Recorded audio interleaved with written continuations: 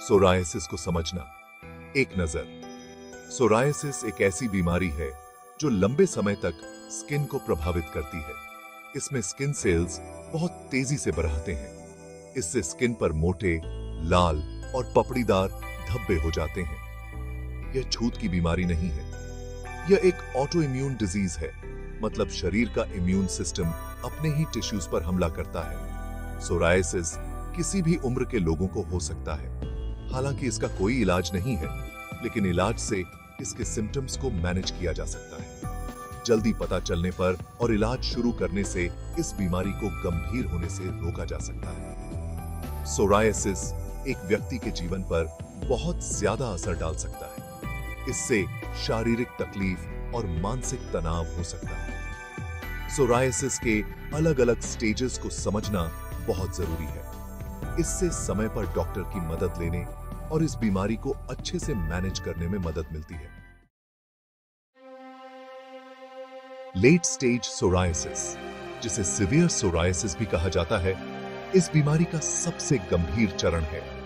यह स्किन पर ज्यादा जगह फैले हुए और तेज इन्फ्लेमेशन से पता चलता है। यह स्टेज शारीरिक और मानसिक रूप से बहुत तकलीफदेह हो सकता है। लेट स्टेज सोरायसिस अक्सर शरीर के ज्यादा हिस्सों को प्रभावित करता है। धब्बे मोटे, ज्यादा लाल और ज्यादा पपड़ीदार हो जाते हैं। इनमें दरार पड़ सकती है और खून निकल सकता है, जिससे बहुत तकलीफ होती है। खतरे की घंटी को पहचानें। गंभीर पिसोरायसिस के लक्षण।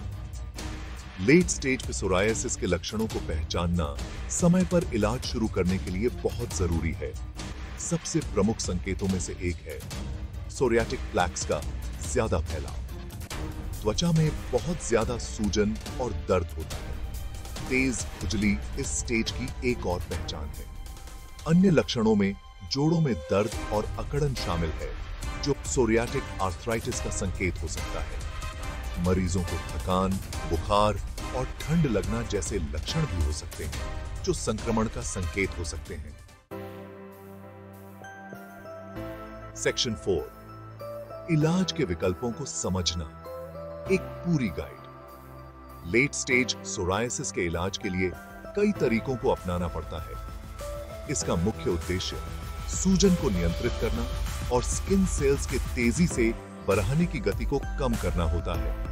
सामयिक इलाज जैसे कॉर्टिकोस्टेरॉइड्स और विटामिन डी एनालॉग्स अक्सर पहली पसंद होते हैं। फोटोथेरेपी, जिसमें अल्ट्रावायलेट लाइट का उपयोग किया जाता है, स्किन सेल्स के विकास को धीमा करने में कारगर हो सकता है। गंभीर मामलों में सिस्टेमिक दवाएं जैसे मेथोट्रेक्सेट और बायोलॉजिक्स अक्सर दी जाती हैं। यह दवाएं प्रतिरक्षा प्रणाली की अति सक्रियता को दबाकर काम करती हैं। सबसे उपयुक्त उपचार योजना निर्धारित करने के लिए त्वचा विशेषज्ञ से परामर्श करना बहुत जरूरी है। सेक्शन 5, सोरायसिस के साथ जीना, राहत और देखभाल के टिप्स। लेट स्टेज सोरायसिस को मैनेज करने के लिए इलाज के साथ साथ जीवन शैली में बदलाव भी जरूरी है।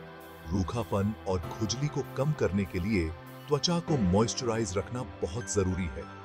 कठोर साबुन और गर्म पानी से नहाने से बचें, क्योंकि ये त्वचा में जलन पैदा कर सकते हैं। हल्के, खुशबू रहित क्लींजर की सलाह दी जाती है। तनाव कम करने की तकनीकें जैसे योग और ध्यान फायदेमंद हो सकती हैं। फलों, सब्जियों और ओमेगा 3 फैटी एसिड से भरपूर संतुलित आहार सूजन को कम करने में मदद कर सकता है।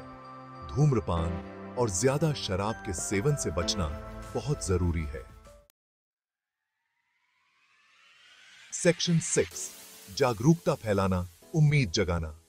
सोरायसिस के बारे में शिक्षा का महत्व। सोरायसिस के बारे में जागरूकता पैदा करना, इसके बारे में फैली गलतफहमियों को दूर करने और जल्दी बीमारी का पता लगाने के लिए बहुत जरूरी है। इस बीमारी के बारे में लोगों को शिक्षित करने से मिथकों और गलत धारणाओं को दूर करने में मदद मिलती है। सपोर्ट ग्रुप्स और ऑनलाइन फोरम्स मरीजों को एक दूसरे से जुड़ने और अपने अनुभव साझा करने के लिए एक मंच प्रदान कर सकते हैं। सोरायसिस को प्रभावी ढंग से मैनेज करने के लिए शुरुआती हस्तक्षेप बहुत जरूरी है। जागरूकता बढ़ाकर हम सोरायसिस से पीड़ित लोगों को समय पर चिकित्सा सहायता लेने और एक स्वस्थ और सक्रिय जीवन जीने के लिए सशक्त बना सकते हैं।